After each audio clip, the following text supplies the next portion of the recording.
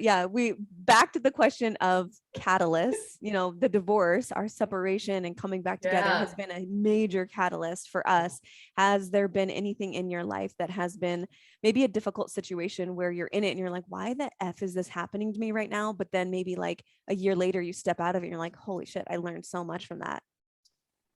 Yeah. Initially I was going to say even my parents' divorce, it was a movie, but not Dawson's Creek. It was pretty bad. And I initially was going to say that because it happened when I was 20, randomly out of nowhere, and it just rocked my world. It was really bad. But to keep with today and just feeling like this just kind of all ties in and feeling safe enough to share this, I think a big thing that happened to me is what I've learned is, getting, I guess you can say, backlash or criticism on the internet or cancel culture, whatever you want to call it now, having experienced that to a small to medium sized degree in 2020 was the most painful thing I ever went through. More than even my parents' divorce and watching my dad cheat and all this crazy shit. That was so painful to wake up to videos of people just saying random shit I've never met, hate videos. I mean, it was by far the worst thing I've experienced now as an adult.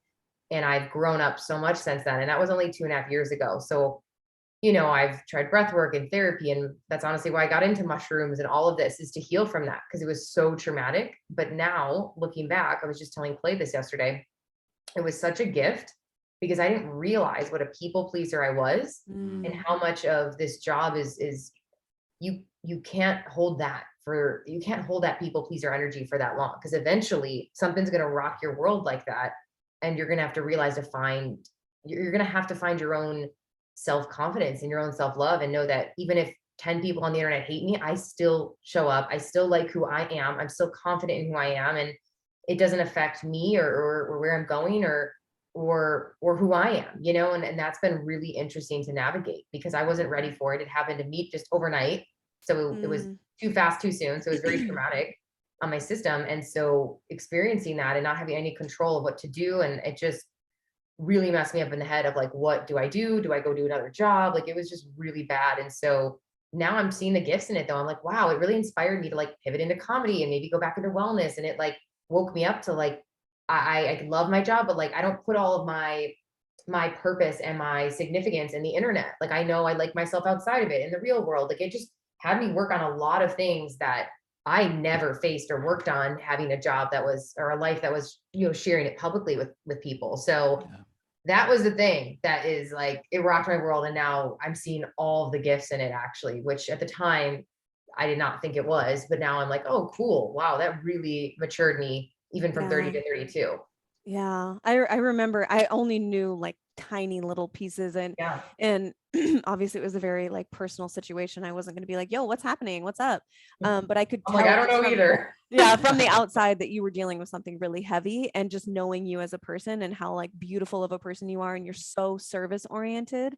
I knew that what was coming at you was, I want to say like unfounded. It just seemed so out of left field. And it from my perspective, it seemed like it was, and maybe this is off, correct me if I'm wrong, but it seemed like maybe some people that were looking to be professionally offended. Like it's their job to like, how can I be offended in this situation? Yeah. It was a very overly sensitive time. And I say that with all due respect to everybody, because I'm a user on the internet. Listen, I scroll by things all the time that I don't like, or I don't maybe like about someone, or I assume things, but it doesn't mean I'm going to go tell them that they suck or to go die. Like, it's just, we need some new conversations around obviously the internet and cyber bullying. Honestly, I think that's what it is. And I think that, I never experienced it. And so, to experience it for the first time in your career, like 8-9 years in, when everything is going great, it's at the height of my career. And then all of a sudden to wake up to like, what, like people hate you, and your brain associates people hate you, but really it's not, right? They don't know me. I've never met them. Again, you could walk through that logically, like, I'll never meet this person. Who cares? Like, but in the moment, you don't think of it like that. Now I'm like, whatever, bye. There's 1,000 more people who are a better fit, or who do know my heart and my sense of humor or whatever. But if it's, if I'm too much for someone, or something I say is offensive, when I haven't even been that controversial on my page at all, then I'm just not the right person for you. And I feel really good about that now, where even 2 years ago, I would be like, no, everybody has to love me and like me. And I'm learning to be misunderstood. Like, I don't think you can be an influencer or have this job and not be willing to be misunderstood. Like, you're going to get someone who's going to come on your page and just hate you for no reason. They're just going to think you suck. And you have to live with that and know that, like, who cares? It's Sharon in Idaho, and like, she's going to live her best life and bye, you know? Yeah. Yeah. You just got to learn to laugh it off, I guess. And even with comedy, you know, it's a very sensitive job. You got to be ready for it. You're literally asking for it. You're literally saying, I'm going to dance the line. And comedy is truth plus pain. And that's why it's funny, is because there's something truthful about it. So you know, there's a situation where there was a joke and there was some truth in it. Obviously, that's what made it funny. And thousands of people thought it was funny and one didn't.